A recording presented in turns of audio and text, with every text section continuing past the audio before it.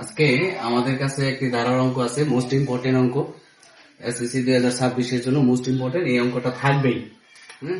তো আমরা এই অঙ্কটা করার সময় যে কাজটা করতে পারি, যে এখানে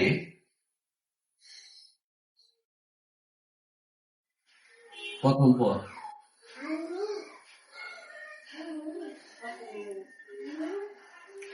পদকে আমরা জানি এ দ্বারা প্রকাশ করা হয়। কি দ্বারা? এ দ্বারা প্রকাশ করা হয়। তাহলে প্রথম পদ আমার এখানে কত? 5। প্রথম পদ কি আছে? 5। আচ্ছা, তা আমাদের এই ধারাটা, যেহেতু এটা সমান্তর ধারা, এই ধারাটার অঙ্ক করতে গেলে আমাদের সাধারণ অনুপাত অঙ্কন লাগবে। সাধারণ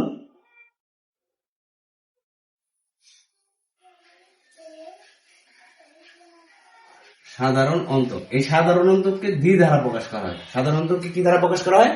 দ্বি দ্বারা। এই সাধারণ অন্তর বের করার নিয়ম হচ্ছে দ্বিতীয় পদ মাইনাস প্রথম পদ। এখন আমাকে এখানে দ্বিতীয় পদ কি আছে? দ্বিতীয় পদ আছে 11, আর প্রথম পদ মাইনাস প্রথম পদ হচ্ছে 5। তাহলে এখানে আমরা সাধারণ অন্তর পেয়ে গেছি। ধারাটি একটু লক্ষ্য করো, ধারাটি বলছে ধারাটির কোন পদ অত সমান সমান কত। তার মানে হচ্ছে ধারাটির আগে আমাকে n-তম পদ বের করতে হবে, ধারাটির n-তম পদ বের করার পরে আমাকে সমষ্টি বের করতে হবে। তাহলে মনে করি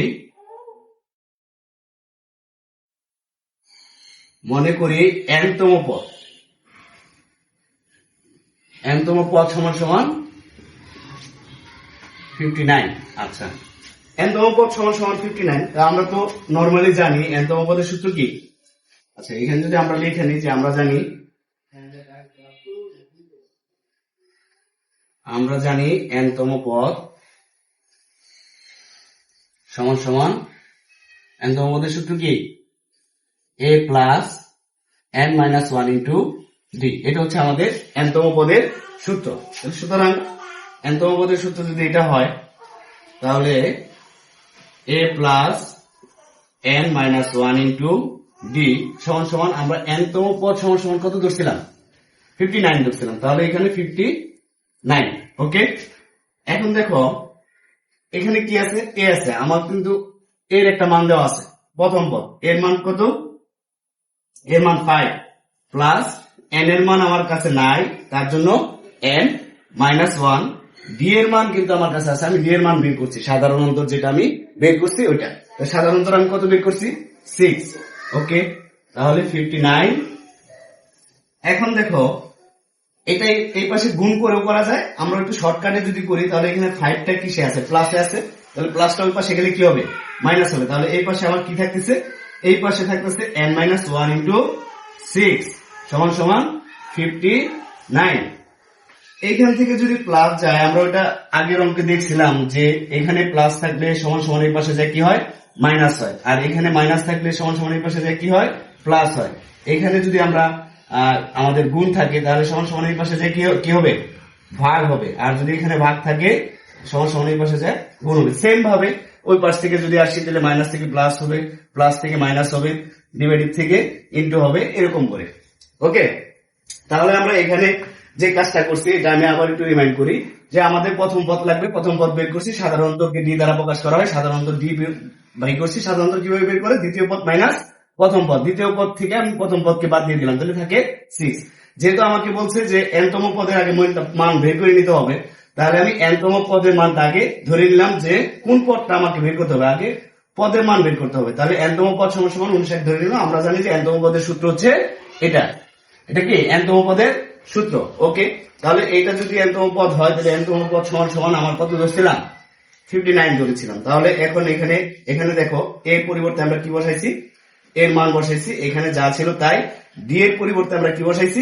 6 বসাইছি। তারপরে দেখো এখানে যা ছিল, এই পাশের অংশে যা ছিল তাই দিছি। এখানে যে এই যে 5, এই 5 প্লাসে ছিল, এই পাশে এসে কি হয়ে গেছে? এই পাশে এসে মাইনাস হয়ে যাবে। এই পাশে এসে কি হয়ে যাবে? মাইনাস হয়ে যাবে। তাহলে 5টা এই পাশে যায় কি হয়ে গেল? মাইনাস হয়ে গেল। ঠিক আছে, তাহলে আমরা এই অংশটুকু মুছে দেই।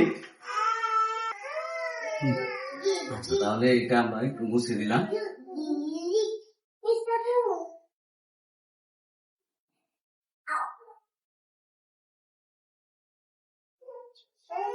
ওকে, তাহলে এখন যেটা হবে সেটা হচ্ছে যে এখানে কি আছে? n মাইনাস 1 ইন্টু 6 সমান সমান 59 থেকে যদি 5 চলে যায় তাহলে কি থাকে 54। ওকে 54, তাহলে এখানে থাকতেছে। এখন যদি আমরা এই দেখো এটার সাথে এই 6 টা কি হিসেবে আছে, গুণাকার আছে, তাহলে গুণ থাকলে ওই পাশে যে কি হবে, ভাগ হবে। কার সাথে ভাগ হবে, ওই পাশে যে আছে তার সাথে। তাহলে এই পাশে থাকতেছে 1 মাইনাস ইনটু, তাহলে 59 4 ভাগ 6। ওকে, তাহলে n সমান সমান সরি n মাইনাস 1 সমান সমান কত হয়, 6 নং 54। ওকে, তাহলে n এই মাইনাস 1 ওই পাশে গেলে কি হবে, প্লাস 1। ওকে, তাহলে n সমান সমান কি পাইতেছি আমরা, 10। n সমান সমান কি পাইলাম, 10 পাইলাম। ওকে, তাহলে এখন আমাকে বলছে কত, আমি যদি বলি যে এইখানে কতজন স্টুডেন্ট আছে, প্রশ্নটা কি ছিল যে কতজন স্টুডেন্ট আছে, তাহলে কতজন স্টুডেন্ট থাকলে কি হবে, আমাকে সমষ্টি বের করতে হবে, তাই না? তাহলে আমরা যদি n তম পদের সমষ্টি বের করি তাহলে আমাদের অঙ্কটা হয়ে যাচ্ছে। সুতরাং n তম পদের সমষ্টি সমষ্টি n তম পদের সমষ্টি সূত্রটা কি হবে, দেখো n তম পদের সমষ্টি fn, আমরা এই সূত্রটা শিখছি না, 2/n 2a plus n minus 1 into d second bracket. যদি এই সূত্রটা কেউ না পেরে থাকি তাহলে আমরা এটা শিখে নিব। এখন দেখো এখানে যে ইগুলো আছে সবগুলোর n এর মান আছে আমার কাছে, এর মান আছে, n এর মান আছে, d এর মানও আমার কাছে আছে। তাহলে এখন দেখো কি করা যায়, n এর মান আমি কত পেয়েছি 10। ওকে, 2 ইন্টু আমার এর মান কত ছিল 5 প্লাস এখানে কি আছে n, n এর মান কত 10। ওকে, মাইনাস 1, d এর মান কত 6। ওকে, এটা যদি আরেকটু মুছে নেই দেখো তোমরা। আচ্ছা, তাহলে এখানে দেখো আমি যদি এই পাশে ভাগের কাজ করে দিতে পারি তাহলে কত থাকে, এখানে 5 থাকে, আর এখানে আছে কত 5 দুগুণে কত, 5 দুগুণে 10। ওকে, প্লাস এখানে কত আছে 9 ইন্টু এটার সাথে কি হবে 6।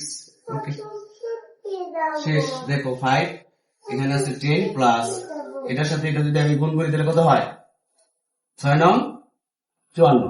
ওকে, তাহলে 5 ইন্টু এটার সাথে 5 এর সাথে যেহেতু গুণ আছে 10 আর এর কত হয় 64। ওকে, তাহলে এটা কত হয় 0 হচ্ছে 30, 30 আর 2 কত 32, 20। তাহলে এটাই অ্যান্সার, শেষ। মোস্ট ইম্পর্টেন্ট একটা অঙ্ক, মোস্ট ইম্পর্টেন্ট, এটা এবার এসএসসি তে থাকবেই থাকবে। এসএসসি তে এবার এই অঙ্কটা কি থাকবেই, এসএসসি ভোকেশনাল যারা আছে তাদের এই অঙ্কটা মোস্ট ইম্পর্টেন্ট। এই টাইপের দুইটা অঙ্ক আছে, এই দুইটা অঙ্ক থেকে 11 নম্বরটা আমি করছি, 12 নম্বরটা তোমরা এটার মতো করে এই নিয়মের মতো করে নিবা। এই দুইটা অঙ্ক থেকে একটা অঙ্ক থাকবেই এবার। ঠিক আছে, গুড বাই, আল্লাহ হাফেজ।